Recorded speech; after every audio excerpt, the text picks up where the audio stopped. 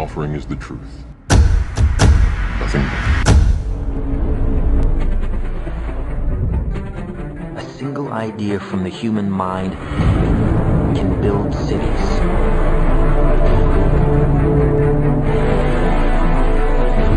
An idea can transform the world and rewrite all the rules. Which is why I have to steal it. He's hiding something and we need to find out what that is. We gotta break out of here. Give him the kick!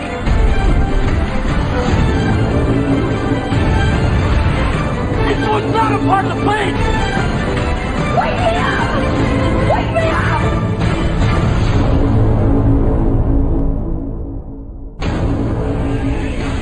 I know we have still not shattered that highest and hardest glass ceiling, but someday someone will, and hopefully sooner than we might think.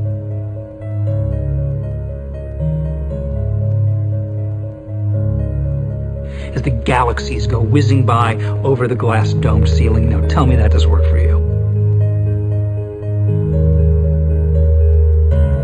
If it's true, does it change how I live my life? This is something that is not an easy answer because of the magnitude of what we're talking about here. How it will change your life, first of all, when you understand it, is dramatic, to say the least. Will it change you from having to go to your job every day and the things that you typically do every day? No.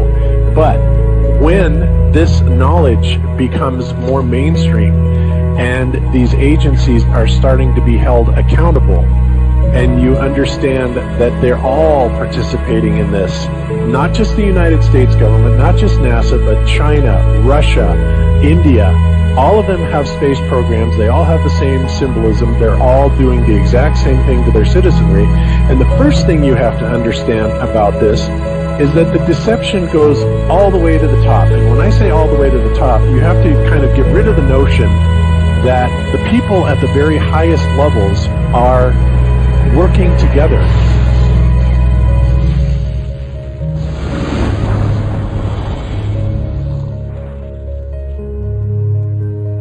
Why would they do this? Why are they trying to hide the fact that we are on an infinite plane or on a flat earth rather than a ball? Well, if you isolate people into the idea that they're on a blue marble that's in the middle of a universe that is really insignificant and there's thousands or millions and billions of other worlds and possibly other civilizations, that makes most people think that we are insignificant and that we did actually come about as some sort of an accident. Now, when people believe that, their minds are much more malleable into being given the idea that there is no God, there is no creator. And because of that, that also gives the controllers this fertile soil to build other deceptions on.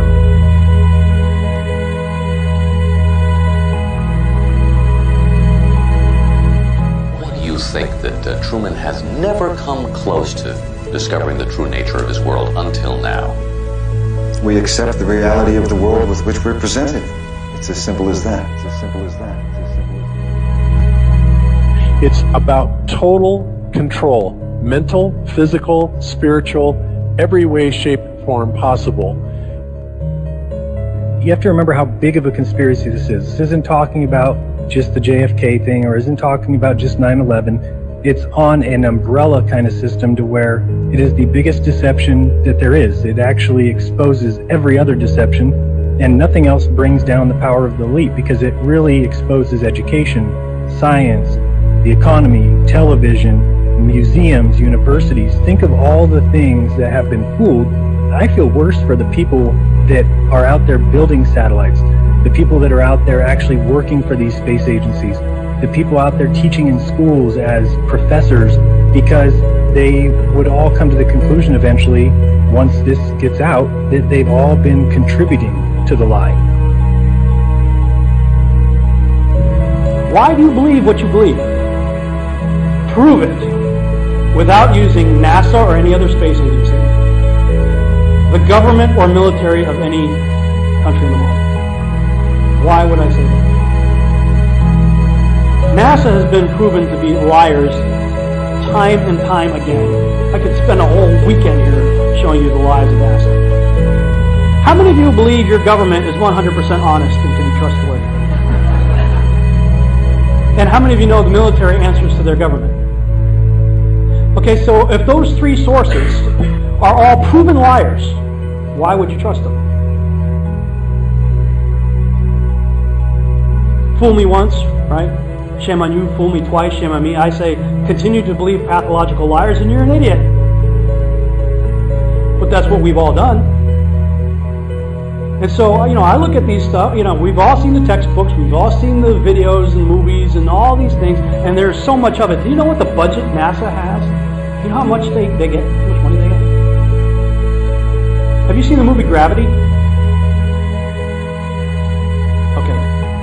That's made for about $100 million, give or take. And if you saw the movie Gravity, that was pretty impressive. I saw it on IMAX, big screen, like, wow. I mean, I felt like I was with Sandra Bullock flying around in space, freaking out myself. Okay, this is what they're able to do with $100 million. What are you able to do with tens of billions of dollars a year since the 60s? Now, in my opinion, we're being lied to not only about the shape of the Earth, we're being lied to about the very nature of reality itself. In 1954, Admiral Richard Byrd, a highly decorated naval officer, conducted an interview where he alluded to the idea that there may very well be land beyond the poles. Admiral Byrd, you've been to both the North Pole and the South Pole. Is there any unexplored land left on this Earth that might appeal to adventurous young Americans? Yes, there is. But strangely enough, there's left in the world today an area as big as the United States that's never been seen by a human being. And that's beyond the pole, on the other side of the South Pole, from Middle America. And I think it's quite astonishing that there should be an area as big as that unexplored. That's a tremendous So there's a lot of adventure left. Well, do you hope to see that? We don't know. That's the big problem. We don't know where we are. Okay? That's what we're all trying to figure out here. But there is the Antarctic Treaty where 53 or so nations have signed saying that no one's going to lay claim to Antarctica and that there are massive restrictions for travel there. You can't just get up and go to Antarctica on your own. You have to have a tour guide with you. And there are only certain entry points and there are limits on where you can go search. Personally, I think the Antarctic South Face is the only one worth scaling. It's a 20,000 foot sheet of ice. But that's never stopped before.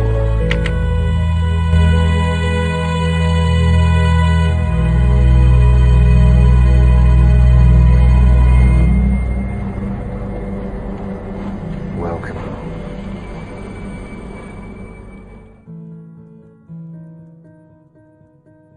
No, I just want to stand on top of the wall and piss off the edge of the world.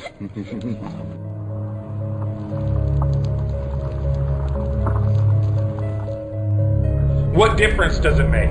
What difference does it make? Yeah, that's their favorite line. Got a lot of people, what difference does it make? You can't figure out what difference it makes?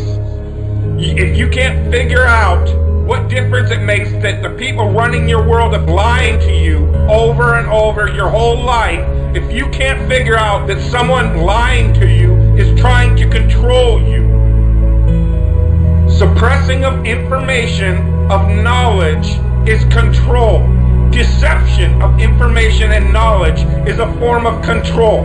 So what difference does it make? It makes a big difference, because once they start omitting information or lying about information about where you live, they're doing it to control you. Period. Why am I having to explain this to critical thinkers in the truth movement?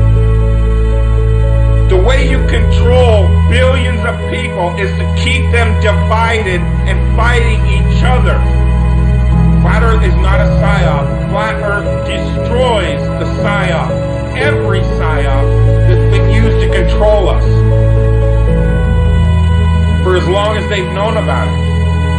So this system has been in power and control for hundreds of years, ever since they convinced the rest rest of the world that they didn't know where they live. It created this fantastical scenario to make people feel insignificant and to follow those that appear to know better. Why is the flat earth so important? Because it shows the deception. And if everybody would just come together and demand answers, they would be in checkmate. They would not know what to do. Train up a child in the way that he should go, and when he is old, he will not depart from it. I believe that's why we have so many who are indoctrinated to still believe and fight so hard for the heliocentric model. The reason being is because we've been taught the globe model since before we had the ability to think for ourselves. Think about that. Before you could think for yourself, before you could form rational thought, you've been taught that you live on a spinning ball, although your five senses tell you something totally different. Our senses tell us that the earth is flat and stationary, that the sun and moon and the stars rotate above us just as we see, that they make their annual cycles in such a way that we can calculate days, months, and years of the passage of time, just like in Scripture. The earth in itself works like a well-designed timepiece, and we all know that any timepiece that we can think of has a designer. What if the lie is to hide the existence of that designer? What if they're lying to us about this because they're hiding God?